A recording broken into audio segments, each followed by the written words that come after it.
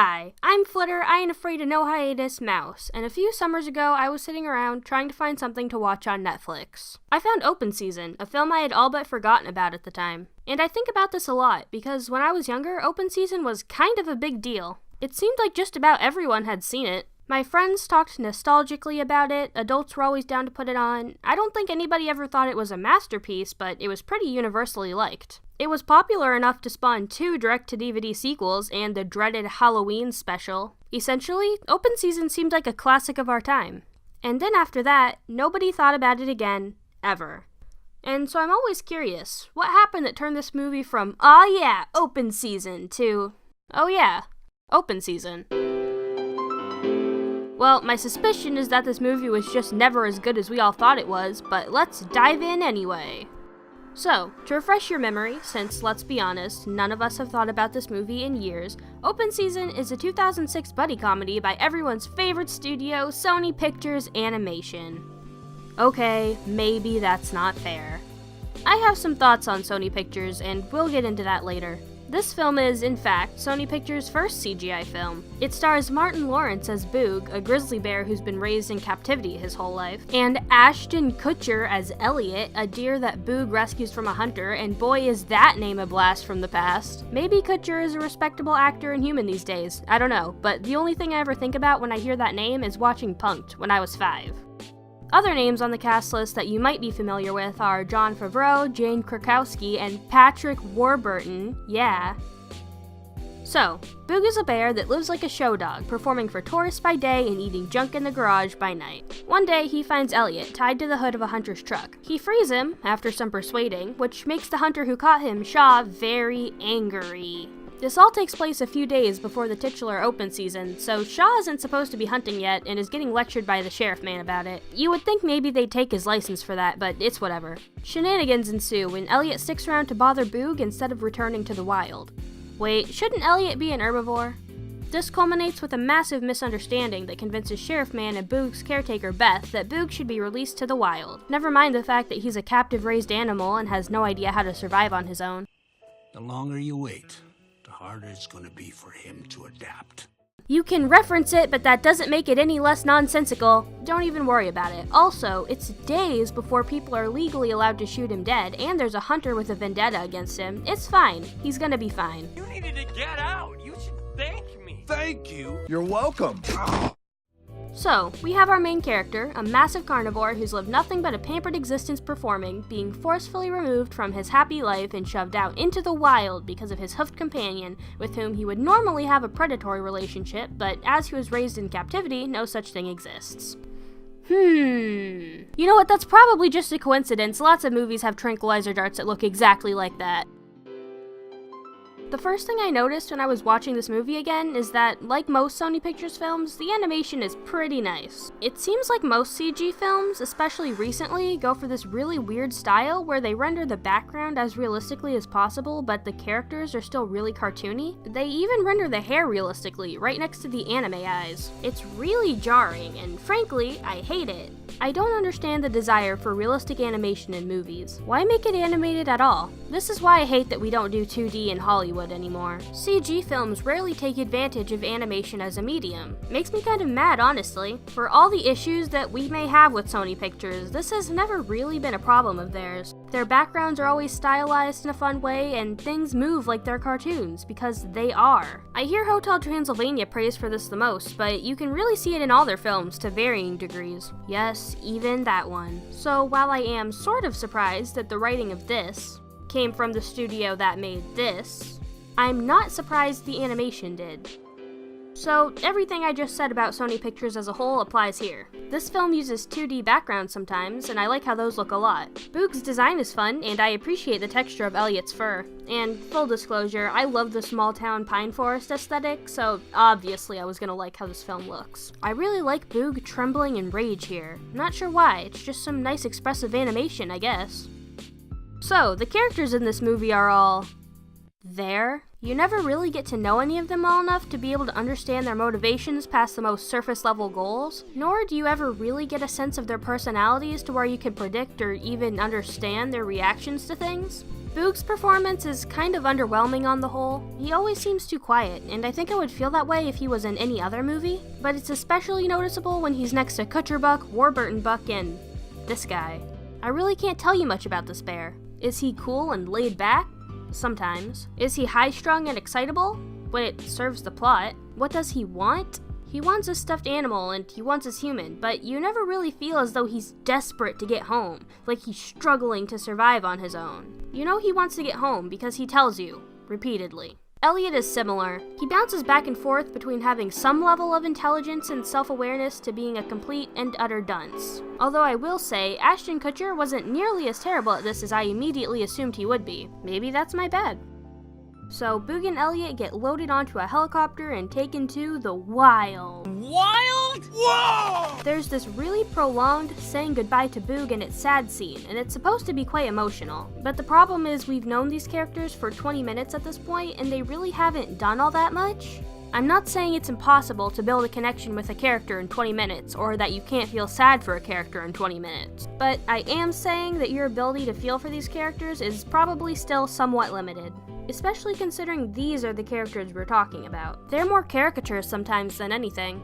I mean, imagine if the taking Todd to the wild and its sad scene was in the first fifth of that movie.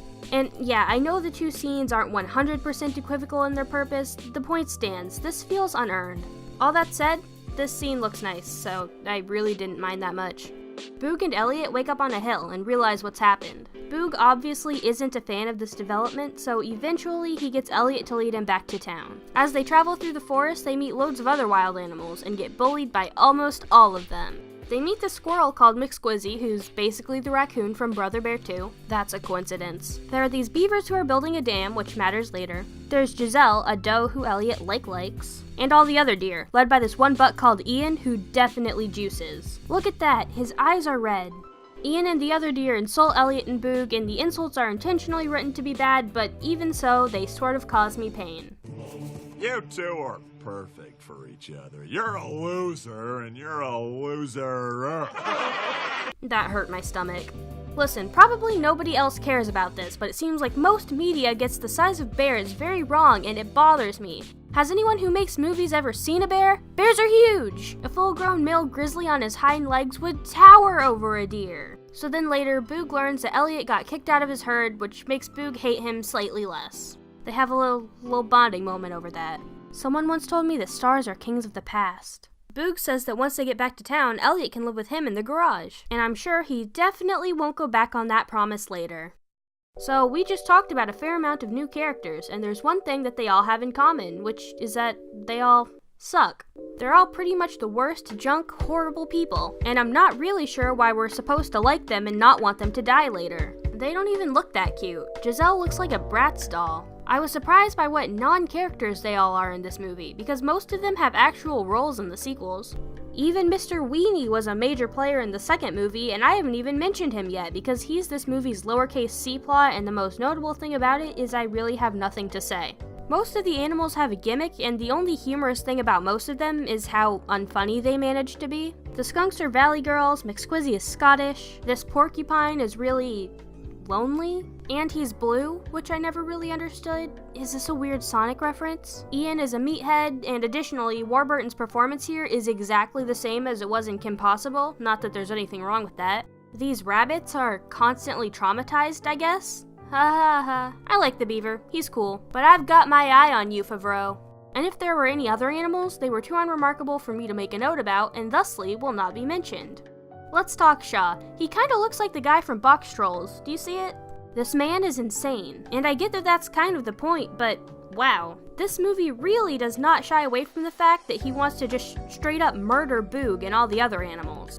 But it also doesn't really do anything about it. It doesn't take the threat of death all that seriously. It's a kid's film, so that's understandable. But it doesn't really play it for jokes either. There is this one scene, we'll get into it, but other than that, it doesn't really do anything with it. They just kind of bring it up every now and then, so you have a vague motivation for all the animals. To not get shot dead. How does this man commit so many crimes right in front of law enforcement and get away with it? He almost commits vehicular manslaughter several times in this scene, and the sheriff man is just like, what am I gonna do with that kid? This is the second time you've watched him break the law in 2 days! Throw him in jail, man! What are you even paid for? Bob, he won't listen. Bob, show him how to beg. So Shaw turns up in the middle of this strange scene. He tells these two about the conspiracy he's concocted about how Boog and Elliot are leading the animals to rebel against humans. They tell him about Bigfoot, and Shaw says something along the lines of, I didn't realize I was talking to a bunch of whack jobs. The joke here being that Shaw calls them whack jobs, oblivious to the fact that he is, in fact, a whack job. Obviously. And I feel like in any other movie, that joke would be at least kinda funny, but here it's just crickets. I don't really know why. So, we rejoin Boog and Elliot in the morning. Hey, you wanna see something stupid? And they're supposedly continuing their journey back to town. But wait! Boog begins to recognize the same unfunny jokes from yesterday. He realizes Elliot has no idea where they're going, and they've gone in a big circle. Boog gets mad at how stupid Elliot is. He's not the only one. But in the middle of their fight, Shaw shows up with a gun. In his terror, Boog ends up destroying the beaver dam from earlier, told you it would be relevant, and causes a massive flood that sweeps everybody away. A river-based action scene ensues, and it's only slightly more believable than the one from Desolation of Smaug.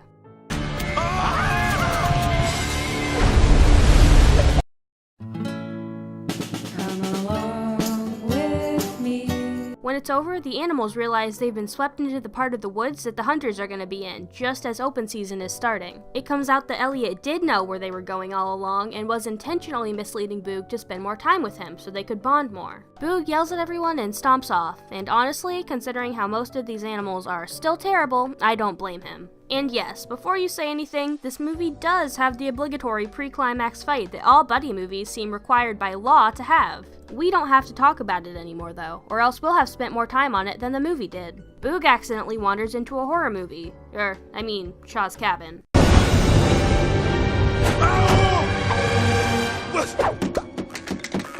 Well, this sure got morbid fast. Shaw shows up exactly at this moment because of course he does. He talks to himself, which I would complain about for being too convenient, except this man is nuts.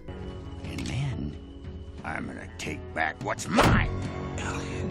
Thanks, Boog. I, as the stupid child this film was intended for, am not smart enough to recognize that he was talking about Elliot, given that's his antler and all. Subtlety is for scrubs. Shaw figures out that Boog is in the house with him. He makes some strange references to the story of Goldilocks that I think were supposed to be jokes, but this movie isn't funny, so it's hard to tell sometimes. He chases after him in the dumbest way possible. Why would you chase the bear with a knife when you have a gun right there, Shaw? Do you see what I mean? So Boog gets away because Shaw is an idiot and also insane. He finds the road and follows it back to town, but realizes that if he does nothing, Shaw and the other hunters are going to kill Elliot and the others. I'm not sure why he cares really, these jerks have done nothing but bully him for 2 days straight, but he's the protagonist of a kid's film and is therefore compelled to do the right thing. Boog goes back to the woods to find his friends. Obviously they were doing an awful job of hiding because he finds them immediately. He tells them that if they can be butts to him, they can be butts to the hunters. So they all band together to attack the humans. This is a scene. Oh, sweet. Beaver with a chainsaw.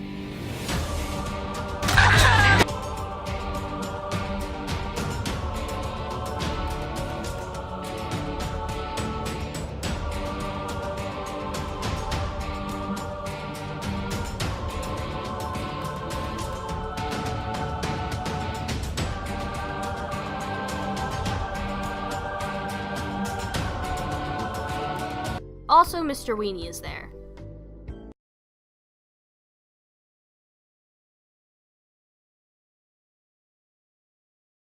Fortunately for the animals, the hunters all forget that they have firearms and are easily dispatched. Boog has a final showdown with Shaw, and we're all just going to collectively ignore that an unarmed human should have no chance against a grizzly bear. Suspension of disbelief and all that. It's just a cartoon, okay? It doesn't need to make sense. It's fine. Finally, Shaw remembers that guns exist. All right, Lorraine. Let's kiss this bear goodnight. Oh no, Elliot's dead. I believe that because I'm a stupid, gullible child. No other demographic has watched this far into the movie. Oh, it's okay, he's fine. Then Beth shows up in a helicopter. She wants to take Boog home. The animals are saved, Boog gets to return to town, everyone is happy. Boog, no, don't do this, man. Boog wants to stay. Why? I don't know. The animals didn't learn a new appreciation for each other when they formed their gorilla army earlier. They didn't learn any lessons about friendship or teamwork or accepting people's differences. Literally, the only thing that brought them together and their one advantage in battle was that they're all extremely talented at being obnoxious jerks. The only animal that wasn't a mega butt to Boog was Elliot, and he's down to go. In fact, he's so sick of these chuckleheads that he desperately wants to leave with Boog. So why does Boog want to stay? I don't know. I genuinely don't. You are home. Thanks, Beth. You didn't need to spell it out for us. So, when they took Boog to the wild, they had him in this net type deal. Was her plan to fit Boog into the cockpit of that helicopter? 'Cause I don't think that was gonna work out. What? Are you insane? Where have you been for the last 2 days? This place is horrible. Oh!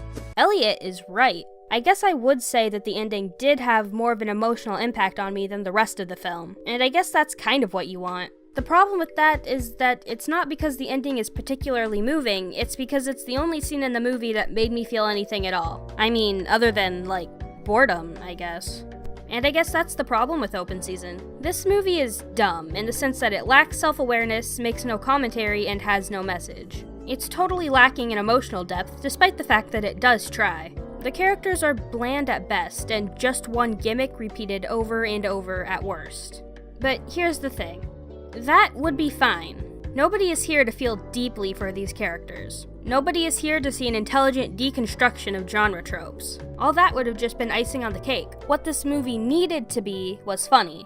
And it's not. It's one of the dullest films I've seen in a while. I really don't have an explanation for why 90% of the jokes in this film fall flat on their face, but they do. Some of them come out of nowhere, have no setup, no basis in the personality of the characters, or anything else that even makes the joke make sense. Some of them drag on too long. A lot of it is just really bad toilet humor. And by a lot, I mean it took only 35 minutes to have one of our main characters literally crapping on screen. Some of them are just confusing.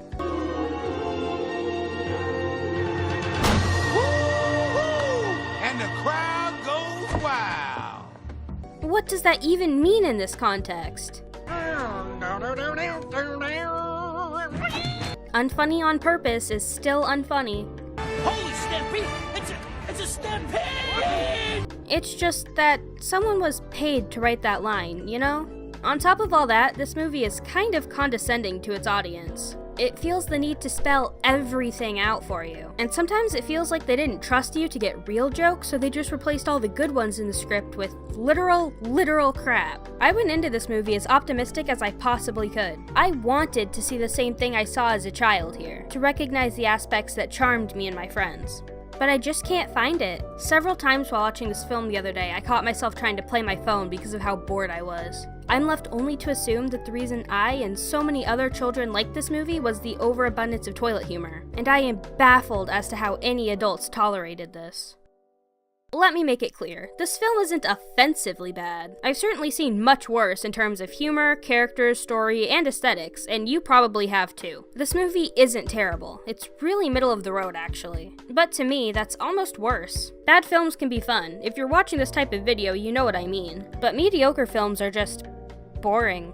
Kind of painful. So I guess that's why no one remembers this film these days. With the amount of computer animated kids films out there now, this one just doesn't stand out. It's also very possible that since I grew up in a very small town in a rural wooded area and the entire economy was reliant on the money that hunters would bring in, and so hunting season was a big deal, this movie was just weirdly culturally relevant to me and my friends, and nobody else cared about this movie ever. Could be.